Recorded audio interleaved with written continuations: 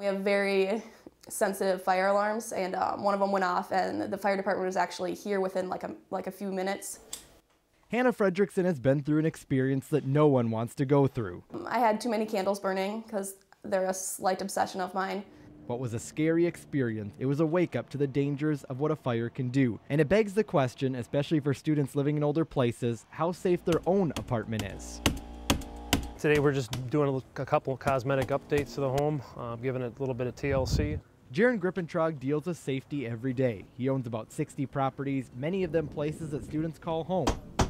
When tenants do bring a particular issue to my attention, if it's that electrical issue with an outlet or something, it's important that we get on top of it right away. He says he follows the laws set forth by the government requiring smoke detectors and fire extinguishers. In addition to fire safety, Jason also installs these carbon monoxide detectors into the houses as well. He says they're required in any rentals where there's natural gas flowing into the house, and they need to be installed on each floor.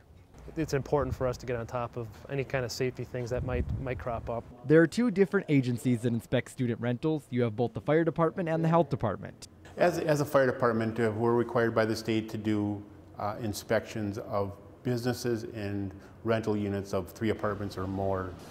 Scott Burkhardt says firefighters inspect businesses and apartment buildings twice each year. They look to make sure smoke detectors and fire extinguishers are working, as well as any entry and exit points.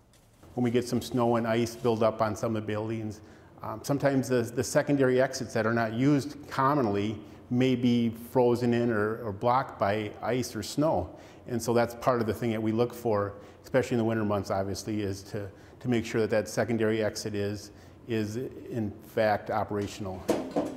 They don't inspect individual apartment units, but can do so by request. He says there are certain things you can do regularly to help prevent fires as well, such as making sure there's a fire extinguisher every 75 feet from you in an apartment building.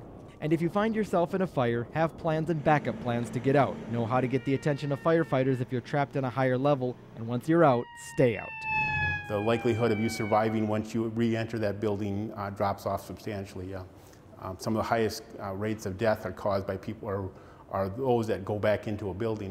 Finally, it's the health department that inspects single-family homes and duplexes on a complaint basis. They look at problems of all kinds in housing of all types. So we're looking at housing that might be relatively new or all the way to the oldest house, in the city.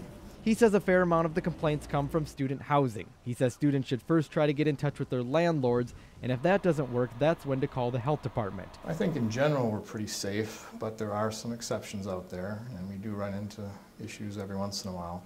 I think it's important that everybody, students and their families, parents, look at properties and decide whether they feel they're going to be safe there before they rent it.